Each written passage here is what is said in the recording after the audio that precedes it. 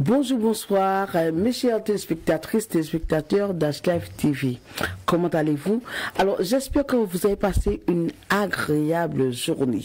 Alors, prenez votre télécommande, restez sur Bouygues, sur B-Box, sur Orange, sur la Freebox et surtout sur les réseaux sociaux, sur TikTok, Instagram, Facebook, YouTube, dans votre show, le show de l'actualité H-L'actu, avec votre animatrice Naromi Jean-Baptiste. Alors aujourd'hui, nous allons faire un tour d'horizon.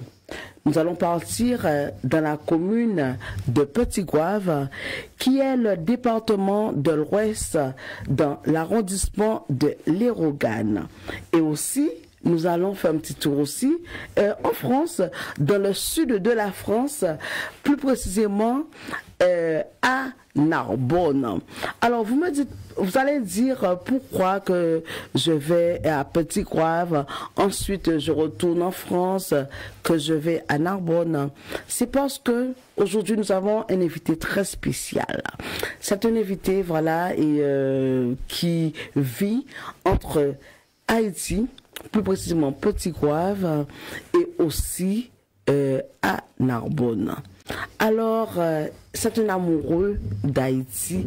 Quand je dis amoureux, c'est un amoureux inconditionnel en Haïti.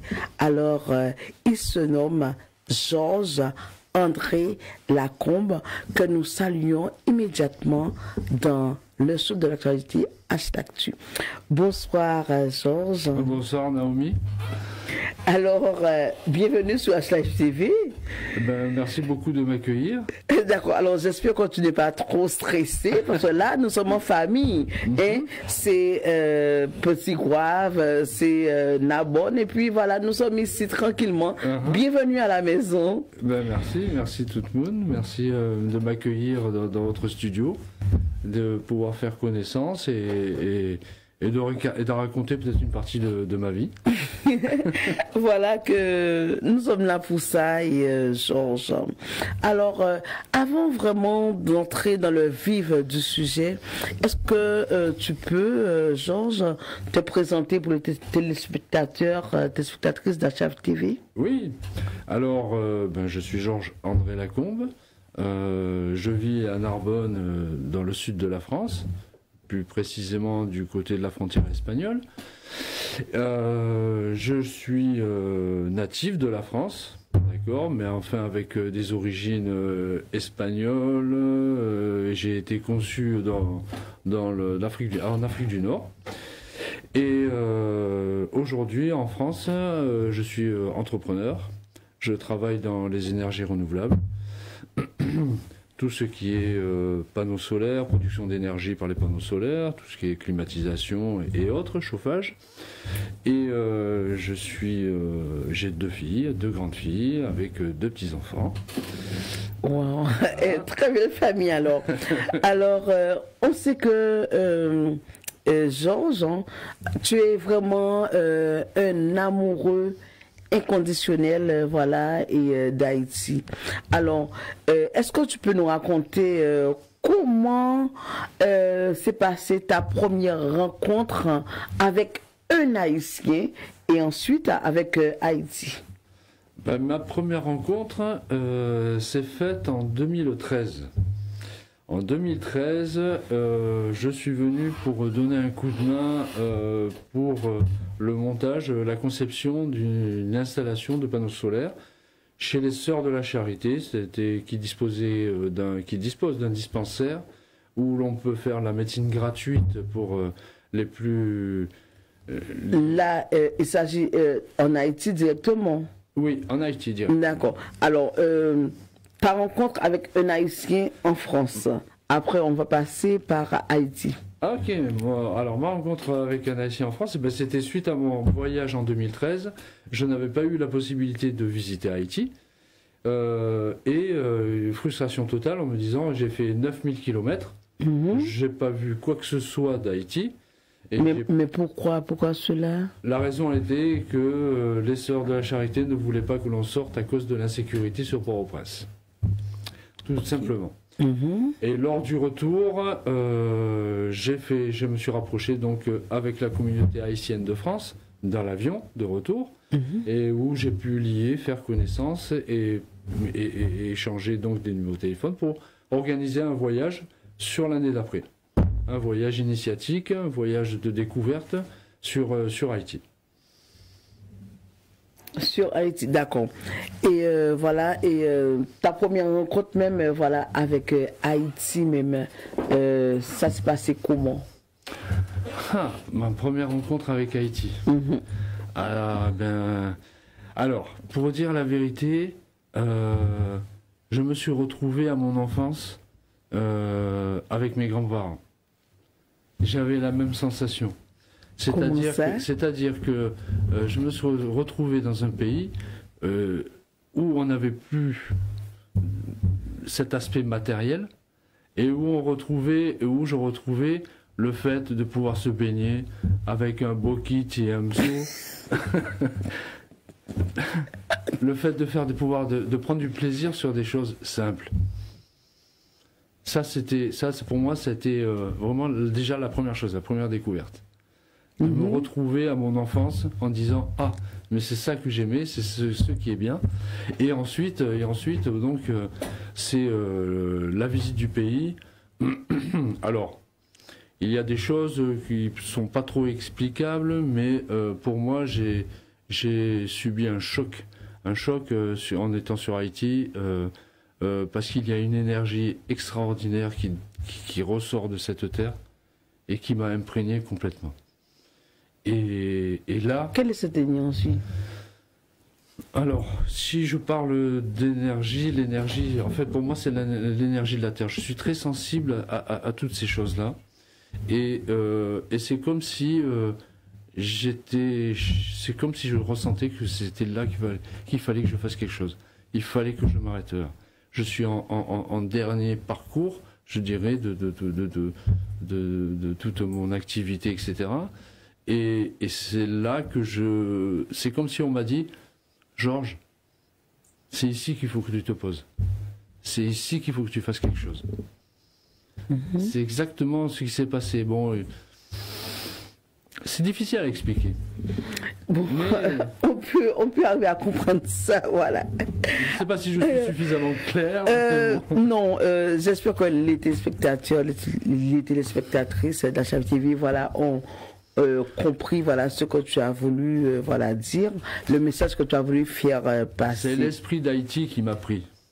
C'est esprit ancêtre qui prennent, qui est belle, qui dit comme ça que c'est Haïti, voilà, pour l'hériter. Alors, pourquoi avoir choisi la commune de Petit Goâve? Alors, la commune de Petit Goâve, c'est pas moi qui l'ai choisi. J'avais rencontré une personne qui était native donc de Petit Goâve et qui m'a amené sur Petit Goâve, qui m'a fait découvrir Petit Goâve. D'accord. Et puis moi, Petit Goâve, je me suis retrouvé complètement. Et aujourd'hui, c'est vrai que je fais partie, on va dire, en quelque sorte des meubles. J'ai été accepté. Tu fais partie des meubles, hein. Je fais partie des meubles dans le sens où je veux m'investir. Ça fait longtemps que je veux m'investir sur la ville d'Haïti, sur la ville de Petit Goâve, pardon, par rapport à la communauté, et essayer d'apporter la pierre à l'édifice. Dans un pays qui est très très difficile, très compliqué, mais il y a quand même des choses à faire. Ok, mais qu'est-ce qui t'a plu exactement à Petit Goâve? Pourquoi? Et tu as bien dit que c'est pas toi qui as choisi Petit Goâve, mais c'est Petit Goâve. Non. Voilà. Alors, pourquoi justement avoir choisi cette commune? Puisque en Haïti, voilà, que on a 10 départements, on a plusieurs communes. Pourquoi Petit Goâve? Dans la vie, il y a des choses, parce que j'ai visité tout Haïti en fait. J'ai fait le sud, le nord.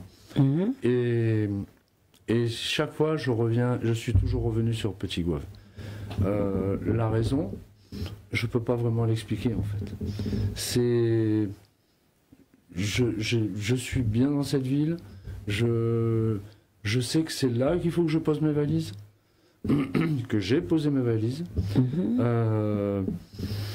Pourquoi pas Jérémy? Pourquoi pas les Cailles? Pourquoi pas Jacques Mel? Pourquoi pas... Non, c'est Petit Gouave. C'est Petit Gouave. Mais est-ce que la Combe n'a pas eu peur de laisser la sécurité en France, surtout voilà, à Narbonne, voilà, qui est dans le sud de la France, c'est très calme, voilà, pour se rendre en Haïti, à Petit Gouave?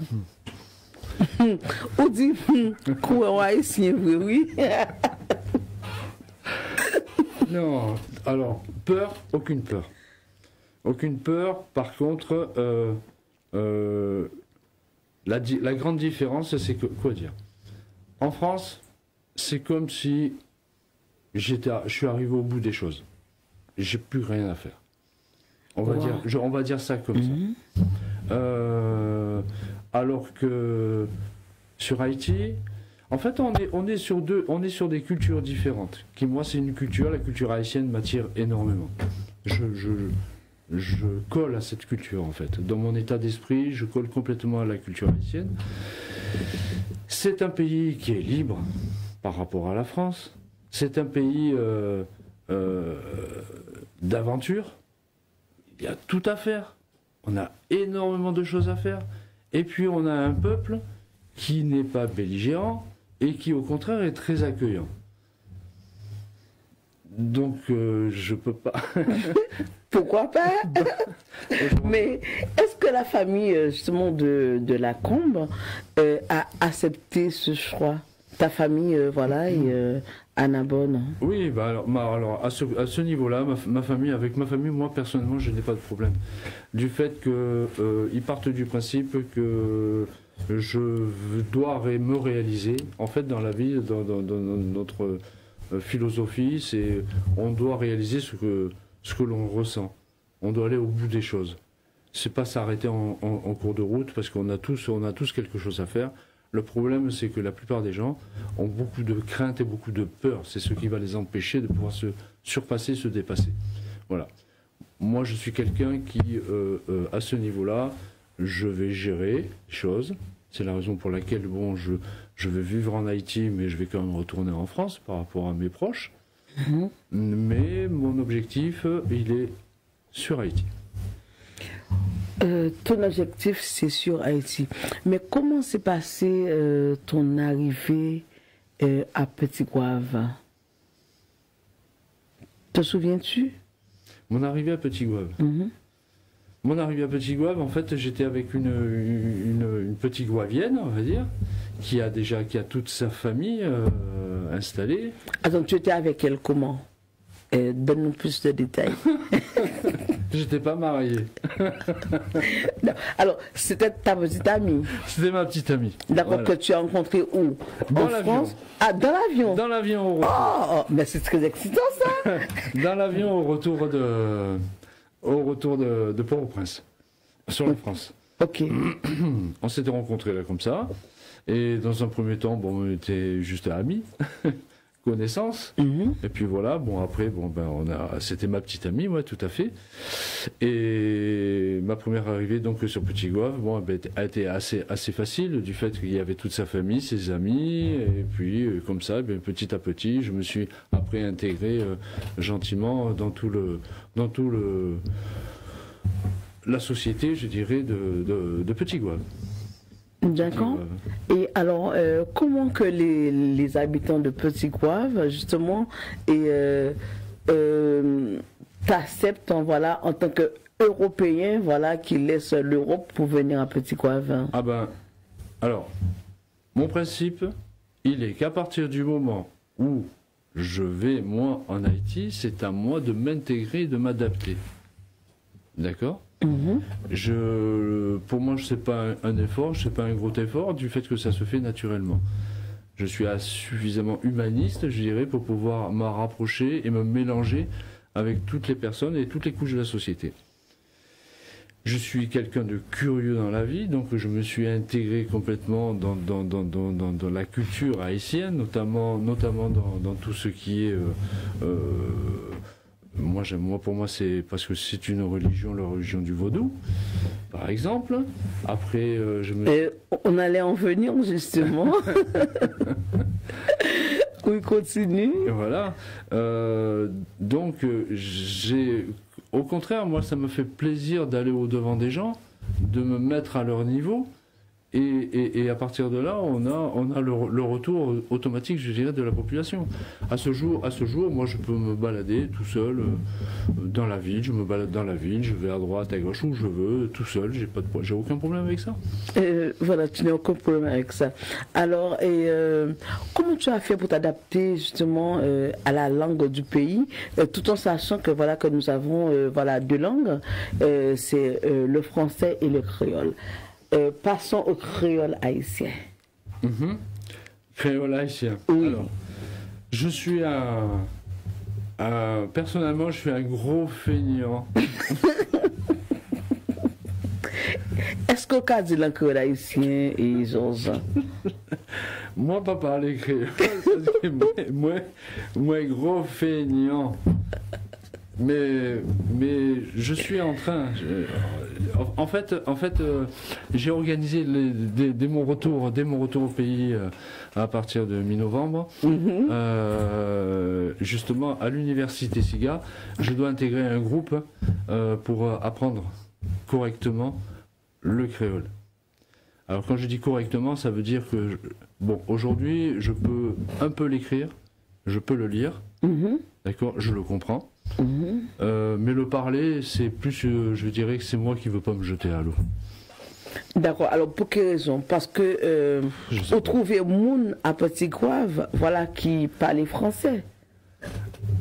Oui. Ben oui, parce que... Alors, comment on trouvait moun ou pas faire effort? Oui, c'est parce que moi, pas faire effort pour parler langue créole haïtien. Alors, on peut pas être bon partout. Alors, lorsque Georges Lacombe est en Haïti, qu'est-ce qu'il fait exactement? Alors en Haïti, d'abord les premières années, parce que moi je suis sur Petit Goâve donc depuis 2014. Les premières années étaient de... Depuis 2014, ça fait déjà 11 ans? Oui, ça fait déjà 11 ans. Depuis 2014, je suis sur Petit Goâve, je suis en Haïti de 4 mois par année. Sauf ces dernières années, là, parce que là, ça fait 2 ans que j'ai pas pu partir à cause de la conjoncture du pays, etc. Les premières années en 2014, c'était pour faire, on va dire, vulgairement, professionnellement, études de marché, pour savoir ce qu'il était possible de faire ou pas. Ensuite, j'ai fait des tests. J'ai fait venir des conteneurs où on a fait la distribution de produits. Des conteneurs venant de la France. Venant de la France. Il y avait quoi dans les conteneurs? Dans les conteneurs, c'était des produits cosmétiques. Il y avait des produits concernant des panneaux solaires. Il y avait des tas de produits divers pour savoir et connaître le besoin, je dirais, le besoin de la clientèle, je vais dire, des personnes. C'était un test, c'était pour voir. Après, à partir de là, à partir de 2017, j'ai investi. En fait, j'ai tout vendu en France. Tu as quoi? J'ai vendu tous mes biens en France. Tu as vendu tous tes biens en France. Et j'ai tout investi en Haïti. Waouh! Alors aujourd'hui, j'ai tout investi sur des terrains au bord de la mer. Ok? Ça, c'était le premier investissement. Sur ces terrains, il ne s'est rien passé pour l'instant. D'accord? Et aujourd'hui, on est sur des projets d'évolution, de construction sur d'autres domaines. Et ces terrains donc, vont nous servir, on va les vendre, pour pouvoir réinvestir tout ça sur un projet plus grand et qui va profiter à la population. Dis-moi, Georges, est-ce que tu n'as pas eu peur justement de tout claquer, voilà, et puis de tout investir en Haïti, tout en sachant l'instabilité du pays? Alors, et beaucoup de gens m'ont prévenu, beaucoup de gens étaient derrière moi en me disant attention. Des gens, des qu'est-ce que tu Français, fais des Haïtiens? Non, des Français. Ok. Les Ils Français. t'ont dit quoi exactement? Eh ben, en me disant attention, c'est un pays qui est pas stable. Aujourd'hui, tu vas investir. Ok, d'accord, c'est bien. Et si demain ça a changé de régime, est-ce qu'on va pas tout simplement te prendre tes affaires et puis toi, eh ben, c'est terminé. Oui, certes. Mais quoi qu'il en soit, moi je pars du principe que si on fait rien, eh ben il se passera rien. Et le risque, il y est, certes. Mais on est là pour le prendre, tout simplement. Et si on s'arrête à ça, ben dans ce pauvre petit pays, on ne fera jamais rien. Ça, le message, il est un petit peu, je dirais, par rapport à l'ensemble de la diaspora. Parce qu'il y a beaucoup de gens qui veulent faire, qui ne font pas, justement par crainte du lendemain. Mais il y a quand même des possibilités, ça dépend de l'investissement qu'on veut y mettre. Que ce soit, moi je parle d'investissement personnel, il y a quand même des possibilités à mettre en place pour changer un peu les choses. C'est voilà. Petitement, changer des choses petitement, mais c'est les petits plus petits qui feront quelque chose de gros.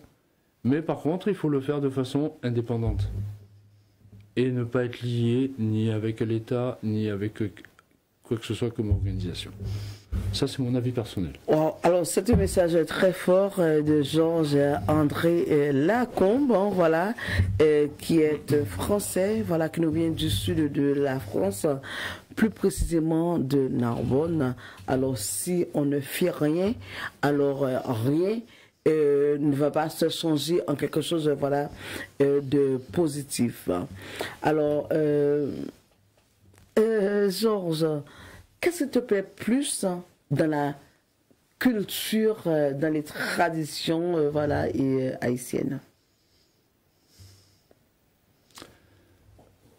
Nous avons la gastronomie, nous avons la religion, etc. Moi, je dirais en priorité, moi je m'y sens bien par rapport au savoir-vivre. C'est-à-dire que j'ai vécu, j'ai appris à vivre le moment présent. Que je ressens, que je vis en Haïti. Quand je suis en Haïti, je vis le moment présent. En France, le moment présent, on ne peut pas le vivre. On est toujours en vie par anticipation, en permanence. Parce qu'il faut toujours prévoir, parce qu'on a toujours des factures qui vont tomber, etc., etc. On peut pas, c'est très compliqué de vivre le moment présent. En Haïti, non. Ce qui n'est pas fait aujourd'hui se fera demain. Ne serait-ce que rien que ça. Donc, pas de maladie cardiovasculaire, moins de stress. Pour moi, déjà, c'est la première chose. Ok. C'est que Haïti, pas de stress, voilà. Pays, c'est quitter le marché, et puis... On vit le moment comme il vient. Il n'y a pas de métro, boulot, dodo. Ah non. Haïti, c'est qui ça? Alors, en France, on dit métro, boulot, dodo. En Haïti, on dira quoi? Quitter le marché? Oui. Non, ça c'est la première chose qui vraiment j'ai apprécié beaucoup et qui me manque en permanence. La deuxième chose, bien entendu, c'est la gastronomie. Gastronomie haïtienne. Qui mangeait que au plus aimé Haïti? Riz-Djon-Djon.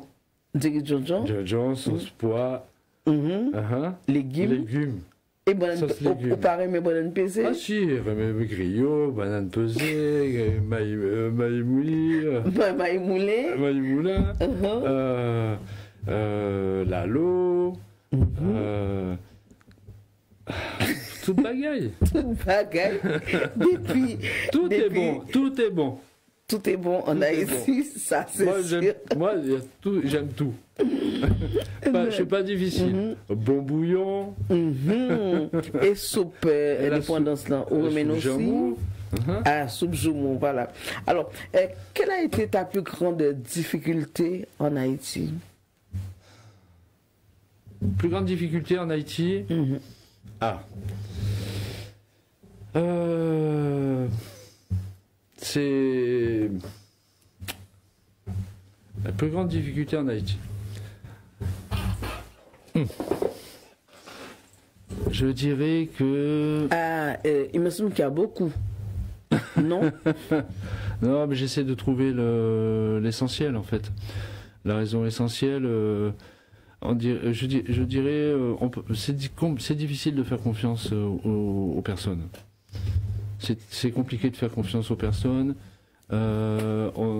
C'est souvent, je vais dire, c'est peut-être un peu fort le terme, mais de l'hypocrisie. On est gentil devant toi, mais derrière, c'est pas, on pense pas la même chose. Se faire de vrais amis en Haïti, c'est difficile. Voilà. Pourquoi c'est difficile? Alors, est-ce que c'est par rapport à ma position que c'est compliqué? Peut-être. En tant qu'étranger, parce que quoi qu'il en soit, je veux pas me leurrer, hein. Je serai jamais. J'adore Haïti, je veux m'impliquer, je veux m'investir, mais je serai quoi qu'il en soit, je serai toujours un étranger. Ça, j'en suis totalement conscient. Mais se faire des vrais amis, moi aujourd'hui, bon, j'en ai. Je peux pas dire que j'en ai pas. Alors, excuse-moi de te couper la parole, Lacombe. Alors, malgré ton amour, tes investissements en Haïti, tu te sens toujours étranger en Haïti? Je me sens pas vraiment étranger, mais je l'oublie pas. Tu l'oublies pas? Non, parce que j'ai tendance, parfois j'ai tendance, enfin moi je suis... j'ai l'impression que je fais partie de la communauté. Je suis moins noyé dedans, je fonctionne de la même façon. Mais à un moment donné, il y a peut-être des petits trucs qui vont faire que... hop, attention, reste à ta place quand même. D'accord. Alors, dans ce cas, selon vous, un Haïtien vivant ici, soit avec la nationalité française ou pas, ne doit pas se sentir français? Bah si, tout à fait. S'il a la capacité de pouvoir s'intégrer et s'adapter à la population qui est autour de lui, il aura aucun problème. Ok, alors continue, je vais couper la parole. Oui. Ce qui rappelle que tu es un étranger, par exemple, c'est quand tu vas aller dans les administrations, à partir du moment où dans les différents commerces, à partir du moment où tu es blanc, le prix il est multiplié par 2. Alors, quand tu connais... Gardez caméra et là comme redis encore. Je redis. Lorsqu'on va dans les administrations ou acheter toute bagaille dans le marché, à partir du moment où ils vont voir le blanc, tous les prix sont multipliés par 2, voire 3. Bon, l'avantage que j'ai, c'est que je connais la monnaie du pays, je la maîtrise bien, je connais les prix du pays, je sais combien ça coûte les choses. Donc à partir de là, il n'y a pas de souci. Bon, c'est un peu de négociation, mais on arrive à ses fins. Et là, c'est un peu, voilà, et la difficulté. Alors, au début de l'émission, vous avez parlé des conteneurs que vous avez fait justement en France pour emmener en Haïti. Alors, est-ce que vous n'avez pas eu de difficultés justement pour pouvoir dédouaner ces conteneurs? Oui, des difficultés, il y en a eu. Regardez la caméra, oui, je regarde la caméra. Des difficultés pour dédouaner, oui, mais je ne suis pas le seul à avoir des difficultés. Ça a été compliqué. Il a fallu que ça soit moi qui prenne les choses en main, parce que au départ, bon, la procédure, c'est de prendre un broker qui va s'occuper de faire toutes les démarches, etc. Mais sauf que la plupart des brokers, bon comme on dit en France, c'est des brocs. Et à un moment donné, j'étais obligé de prendre moi-même les dossiers en main pour pouvoir traiter ça. Bon, alors après, c'est bien entendu peut-être un peu facile parce qu'il faut aller voir la hiérarchie, négocier un peu avec la hiérarchie et pour arriver à sortir le conteneur. Avant les 21 jours. Avant les 21 jours. On l'a fait, mais c'est difficile. D'accord. Et en matière de tarifs, c'était pas trop élevé? Alors bon, moi je fais mon parcours, c'est de la gestion marketing. Donc gérer l'argent, gérer des affaires, c'est mon quotidien. Donc par rapport à cela, j'avais moi tout préparé en avance, en amont.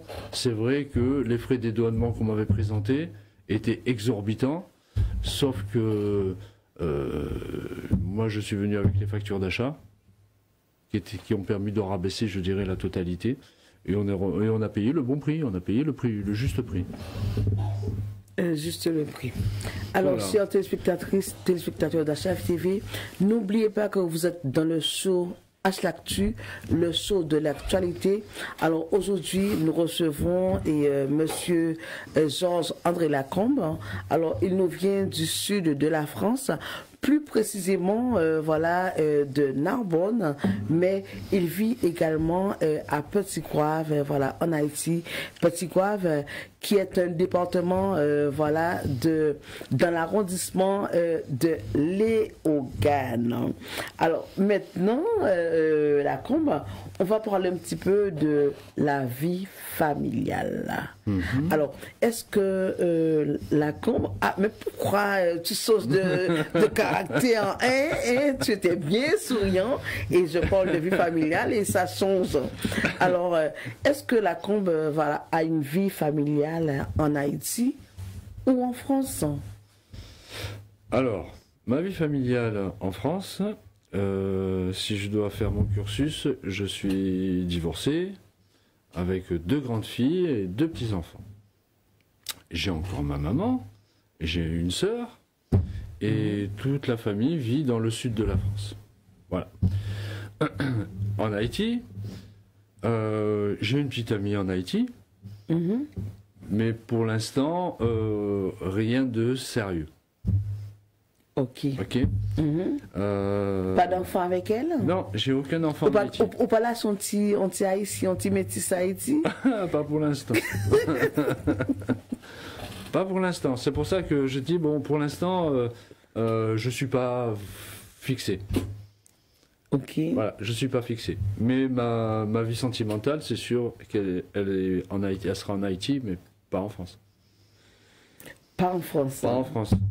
La raison pour laquelle, c'est que aujourd'hui, je suis investi complètement pour Haïti. Je peux pas me permettre d'avoir une vie familiale, je dirais, sur la France, qui, à un moment donné, qui va me mettre des bâtons dans les roues pour pouvoir œuvrer après sur le pays.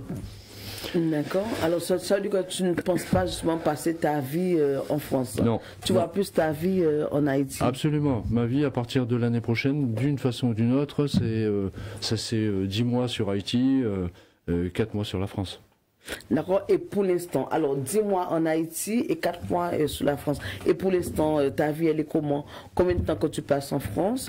Combien de temps que tu passes en Haïti?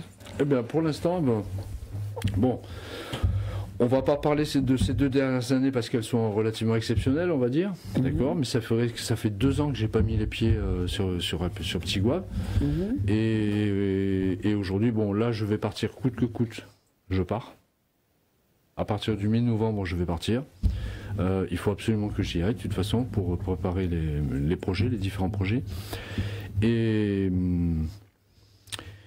sinon, en règle générale, c'était de passer 4 mois en France, 2 mois en Haïti, 4 mois en France, 2 mois en Haïti. Ok. Alors, pendant la période de Covid, Lacombe était où? En Haïti ou en France? Alors, Lacombe, il était... La période de Covid, le terme de la première année, c'est 2021. 2020-2021. Ok, dès que j'ai pu partir, j'ai pris l'avion, je suis parti sur Haïti. Alors, tu nous as laissé avec notre confinement, tous les problèmes, notre virus, et là tu étais en Haïti. Avec le virus qui était en Europe et qui a priori en Haïti, on ne sait pas où il était. On l'a cherché, mais on l'a pas trouvé. Il n'y a pas de Covid. Alors, de quoi vit Lacombe? Alors, moi, je suis gérant d'une entreprise, donc dans le sud de la France, et où je vends et fais installer des panneaux solaires. tout ce qui est production d'énergie en panneaux solaires sur les maisons. Je vis essentiellement de ça. D'accord. Alors, est-ce que la COM justement participe à des projets sociaux en Haïti? Alors, sur Haïti, je suis administrateur d'une université qui est sur Petit Gouave, qui est dans le quartier de Fonfab. De quel quartier? Fonfab. De Fonfab. Et qui a été donc érigé. C'est près de la hâte? C'est le haut de la ville de Petit Gouave. C'est au-dessus de la hâte. Celui qui a construit cette université, il s'appelle Alcide Laguerre, qui est avocat. D'accord. Alors, on profite. Non, il faut s'arrêter pour saluer Monsieur Alcide Laguerre de Petit Gouave. De Petit Gouave, absolument. Alcide Laguerre de Petit Gouave, qui en plus a son 3e mandat de bâtonnier du tribunal de Petit Gouave, faut le dire. Félicitations. Donc, c'est lui qui a érigé l'université SIGA à Petit Gouave et m'a nommé administrateur de l'université. Ok. Alors, tu es administrateur de l'université. Alors, est-ce que tu peux regarder encore à nouveau voilà, la caméra qui est juste en face de toi et le redire, s'il te plaît, la combe? Oui. Donc, oui, j'ai été nommé donc administrateur de l'université SIGA qui se trouve à Petit Gouave, quartier de Fonfab. Une université où l'on traite de la petite école jusqu'à l'universitaire, avec des diplômes d'école technique, notamment sur des cours sur de la cuisine, sur de l'électricité, installation de panneaux solaires, plomberie, etc. Voilà. Waouh. En tout cas, félicitations, Georges. Non, c'est vraiment grandiose. N'oubliez pas que vous êtes dans le show de l'actualité H-L'actu. Nous avons un invité voilà, d'honneur aujourd'hui. C'est Monsieur Georges André Lacombe. Il nous vient du sud de la France, de Narbonne, et il fait le va-et-vient entre Petit Gouave, Haïti, justement, et à la France. Alors, Georges, qu'est-ce que tu n'as pas réalisé en France et que tu comptes réaliser en Haïti? Alors, ce que j'ai pas réalisé en France. En France, j'ai réalisé tout ce que j'avais à réaliser. Tout ce que tu avais à réaliser, oui. Ça? Je suis satisfait, moi, de ce que j'ai fait sur la France. J'ai pas besoin de faire plus que ce que j'ai fait. Par contre, sur Haïti, on a beaucoup de choses à faire. Il y a trop de familles qui sont dans le besoin, trop de gens qui passent à l'université, qui vont payer leurs études, qui vont avoir leur diplôme, qui sortent de l'université avec leur diplôme en main, mais pas gain de travail. Donc, aujourd'hui, moi, j'essaie de réfléchir à cette situation, c'est-à-dire, aujourd'hui, on apprend aux gens, on les apprend, mais il faut arriver à trouver une solution pour leur donner un job, pour qu'on ait une continuité.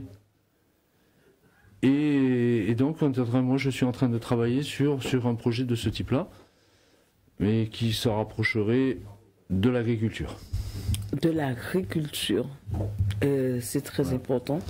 Parce qu'on a besoin justement de l'agriculture pour pouvoir nourrir le peuple, pour manger, etc. L'idée première est de se dire, qu'est-ce qu'on peut faire? À un moment donné, bon, il ne faut pas aller chercher à l'étranger pour importer, pour vendre aux gens, ça, il y en a marre. Je veux dire, à un moment donné, on a du savoir-faire, on a des gens qui sont capables. S'ils ne sont pas capables, on est là pour leur apprendre. On a une terre qui est très fertile, et puis de réfléchir sur des produits de première nécessité. Le produit de première nécessité, c'est la nourriture. Ah oui. C'est tout. Enfin, c'est pas que la nourriture, il y a d'autres choses. Mais là, principalement, moi je pars du principe, c'est la nourriture. On n'arrête pas de parler d'agriculture en Haïti. C'est ce qui permettrait, ce sera un vecteur de développement pour le pays. mais il se fait pas grand-chose. Et aujourd'hui, l'agriculture, elle est que artisanale. C'est Moundomon qui vont faire leur culture, qui tous les matins, très tôt pendant la nuit, vont descendre avec les paniers pour aller vendre au marché. C'est comme ça que ça se passe. Donc, il y a quelque chose à faire, il faut creuser, il faut s'investir, il faut faire quelque chose. Il faut s'investir, il faut faire quelque chose, c'est la stricte réalité. Mais vous avez entendu parler du canal, le riz justement, voilà, qui se produit, qui se cultive justement à Ouanamène. Dirissa Alirele, KPK. Oui. J'ai entendu parler de ce riz. J'ai entendu parler, oui. Ok. Mais je ne sais pas plus. D'accord, ok. Aujourd'hui, il y a des initiatives qui sont faites. Alors, ceux qui côtoient les réseaux sociaux doivent la connaître. C'est Toy Art. Toy Art qui a fait la ferme 120 ans. Oh oui, c'est une grande dame, voilà, qui s'investit vraiment dans l'agriculture en Haïti. Et alors moi je ne la connais pas personnellement, je dois aller la rencontrer, mon prochain voyage c'est prévu. Si elle voit l'émission ou pas, on ne se connaît pas, mais je vais venir te voir. Toya. Je vais venir te voir. Parce qu'elle a une très belle expérience qu'elle mène. Parce qu'elle fait de l'agriculture, elle fait de l'élevage, elle a les pépinières, et en plus, et le plus important, ce qui est extraordinaire, c'est qu'en plus elle accueille tous les enfants des ouvriers qui ont perdu les parents ou pas. Et ça... Bravo, voilà. Respect. Alors, on beaucoup de chapeau, voilà, pour Neges Touya. Et quel est... C'est bizarre, mais je ne sais pas pourquoi, mais j'ai envie de parler le créole haïtien avec toi. Et qui regarde sur l'insécurité en Haïti? Est-ce que tu répondre en créole haïtien? C'est compliqué pour moi. Essayez quand même. C'est compliqué pour moi. Essayez quand même. Commence en créole et puis termine en français, c'est pas grave. L'insécurité. Alors. L'insécurité. Quel est ton regard sur l'insécurité en Haïti? Mon regard sur l'insécurité en Haïti. Enfin, tu veux parler de mes craintes personnelles? En général. Ou l'insécurité en général? L'insécurité en général. Alors, si on parle d'insécurité, on va parler quoi? Des conflits actuels? Oui, comment toi, et en tant que en tant que Français, je dirais, voilà, et comment, quel regard que tu as sur l'insécurité en Haïti?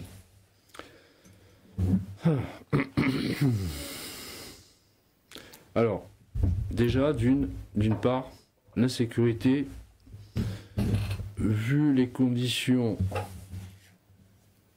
de vie que peuvent avoir les trois quarts des gens sur Haïti, on est obligé on a un état de pauvreté qui est extrême. Obligatoirement, ça construit l'insécurité. Ça, c'est indéniable. Je veux dire, si on veut réduire l'insécurité, il faut occuper les gens.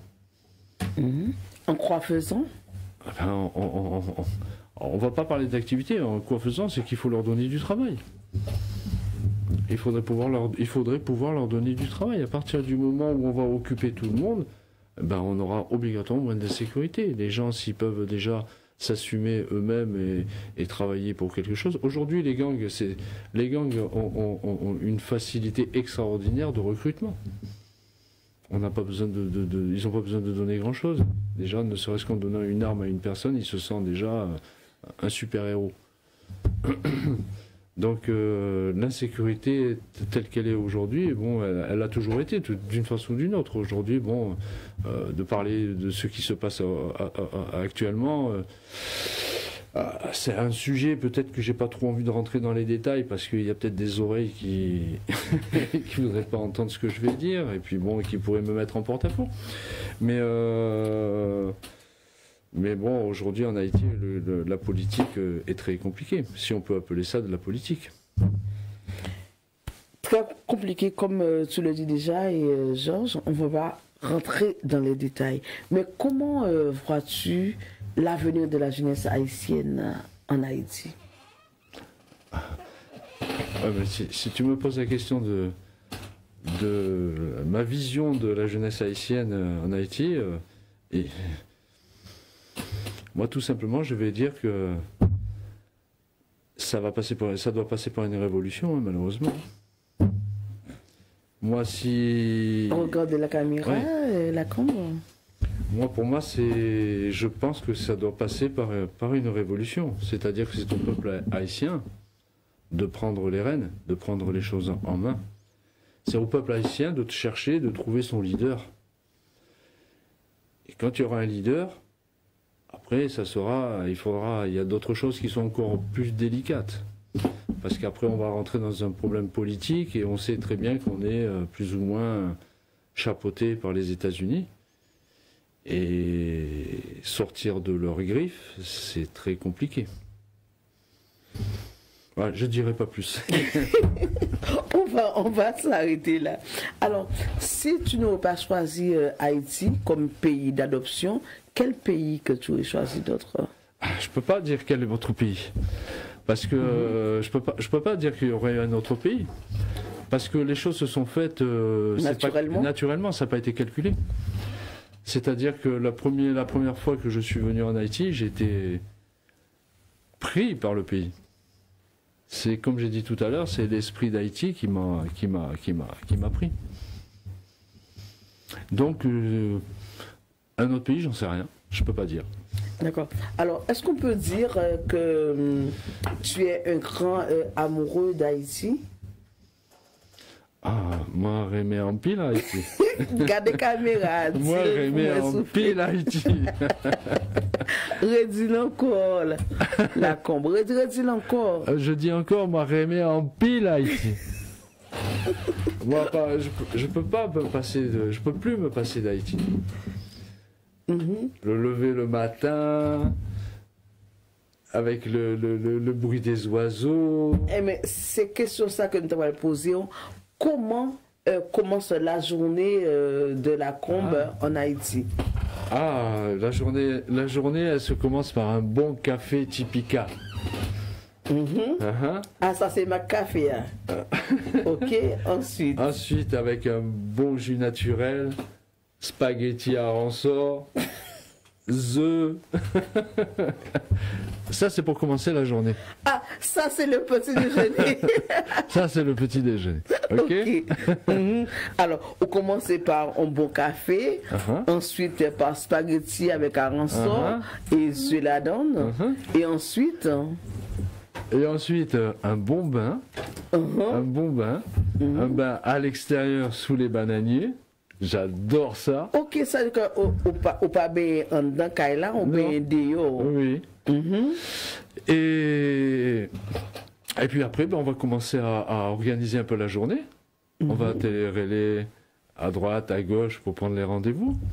Et avant de partir au rendez-vous, vers les 10h du matin, on va s'arrêter sur la route. Et là, on va aller chercher bon pâté. Alors, patéa, c'est avant gros manger, manger midi. Oui, patéa, et on descend le manger au bord de la mer. Qui ça qui gagne dans patéa et la combe? Ah ben, œufs, sort, poulet. On fait un grand goût là.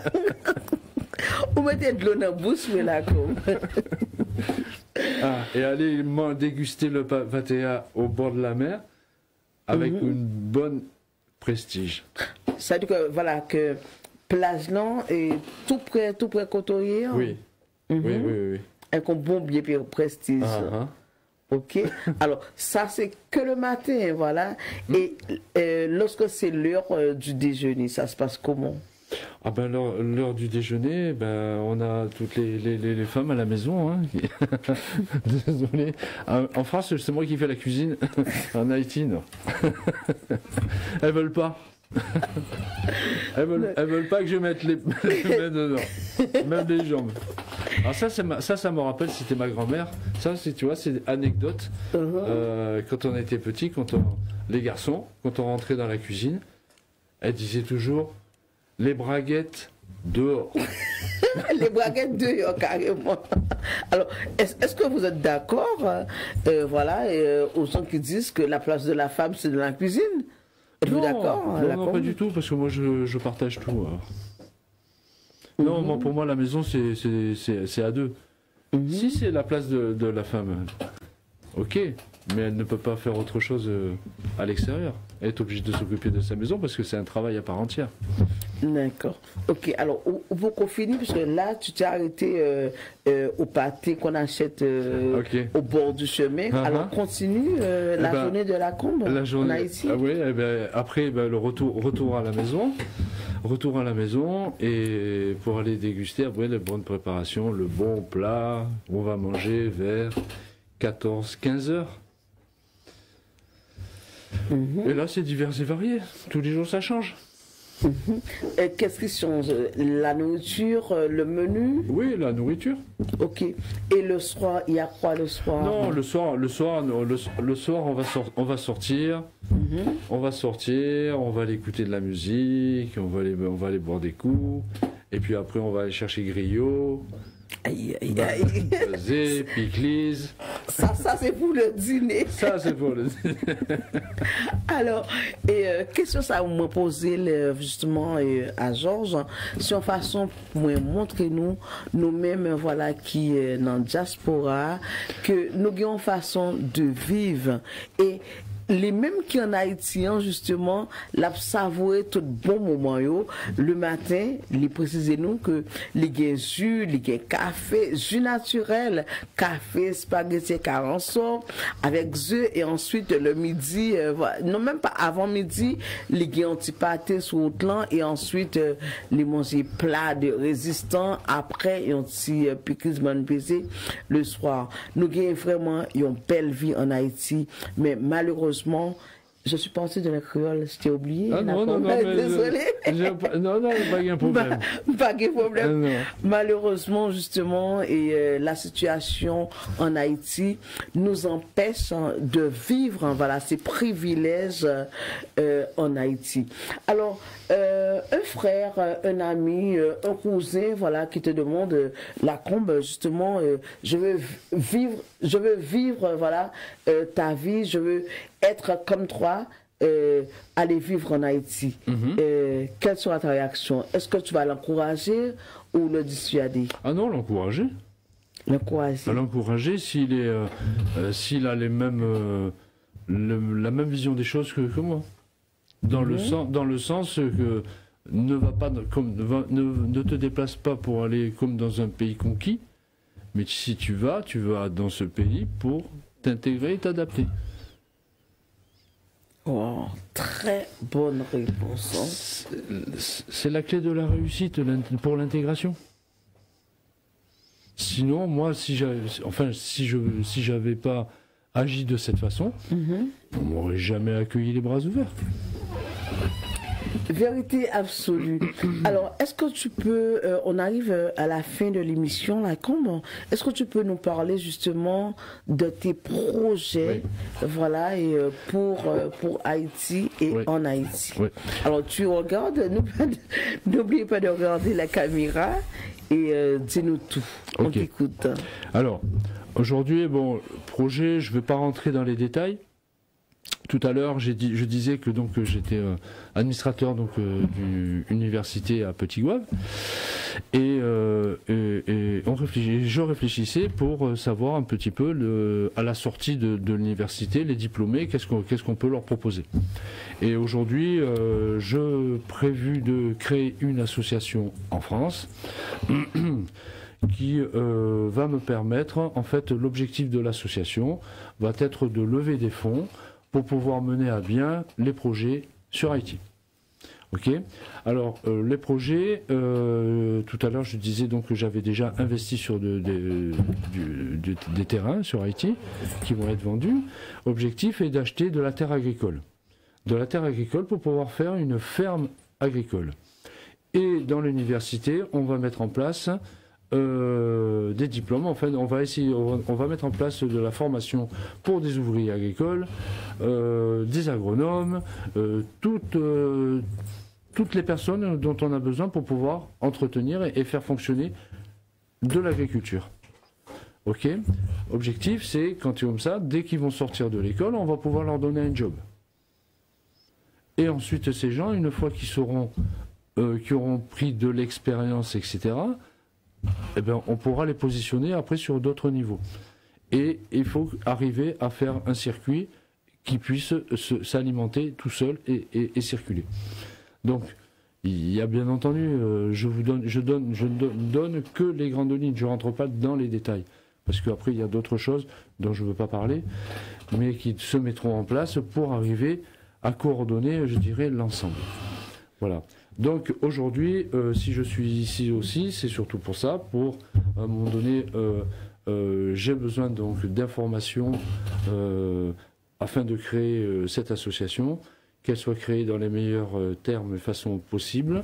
Mon voyage à partir de cette année, mes 2 mois que j'ai prévu de partir, vont être que pour monter le projet. Et dès mon retour en France, c'est pour aller, comme on dit vulgairement, vendre ma soupe auprès des différentes organisations qui voudront, pour leur demander un coup de main, de l'aide, je dirais, financière, parce qu'il n'y a que sur l'Europe que je compte, pour l'instant, parce que je ne connais pas d'autre chose, la communauté, bien entendu, pour amener à bien et de façon indépendante, je dirais, ces projets. Quand je dis indépendante, par rapport à l'État haïtien. Oui, c'est clair. Alors, est-ce que tu veux donner aux téléspectateurs, téléspectatrices d'HF TV, tes contacts sur les réseaux sociaux ou un numéro de téléphone? Ouais, plutôt un numéro de téléphone. Ok. Parce que les réseaux sociaux, il va falloir que je m'organise là-dessus, que je crée des espaces que pour ça, en fait. Réseaux sociaux, je suis plus souvent sur TikTok. Je rigole parce que c'est ludique. C'est pas très pro. Après, je suis pas adepte de tous les réseaux sociaux. Donc, c'est des choses qu'il va falloir que je mette en place. Mon numéro de téléphone, ça, j'ai aucun problème. Mon mail, j'ai aucun problème. D'accord. Tu peux le donner sans problème. Oui. Verbalement? Oui.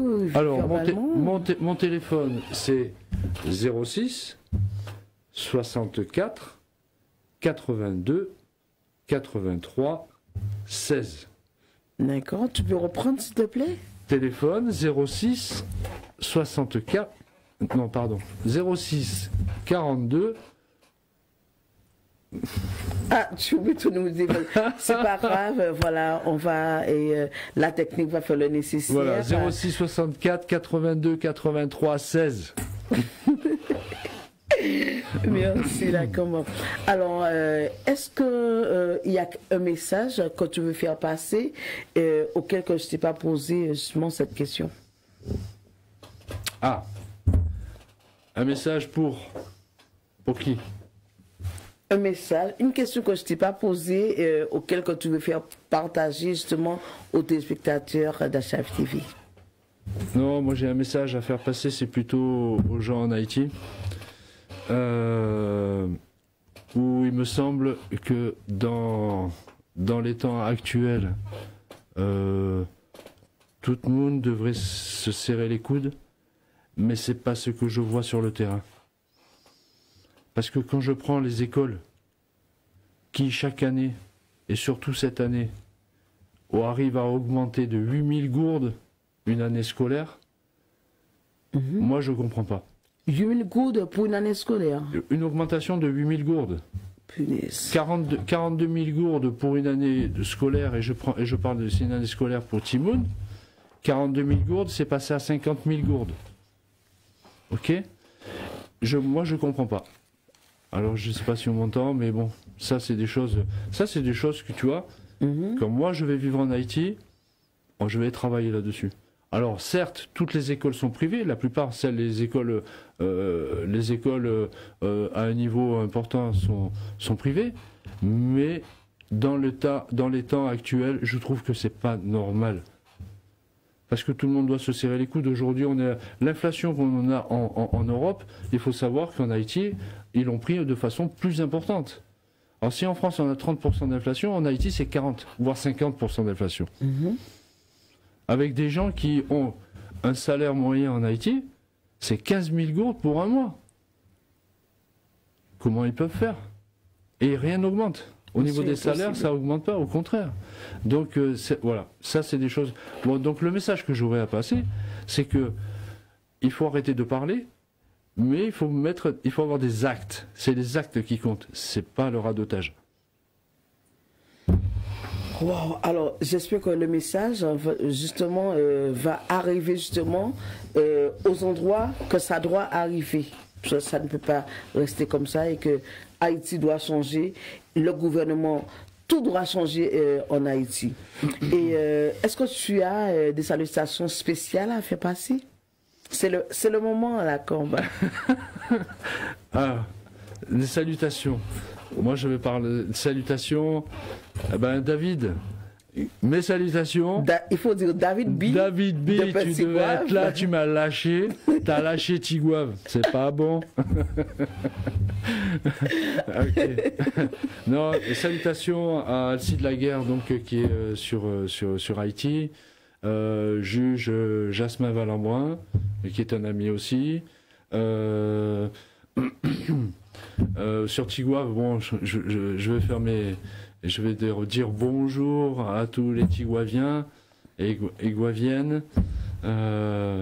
Et je remercie tout le public qui me regarde, qu'aujourd'hui, j'espère qu'on ira loin dans tout ça, et j'espère que je ne serai pas tout seul.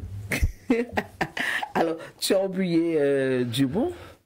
Ouais, oui, alors...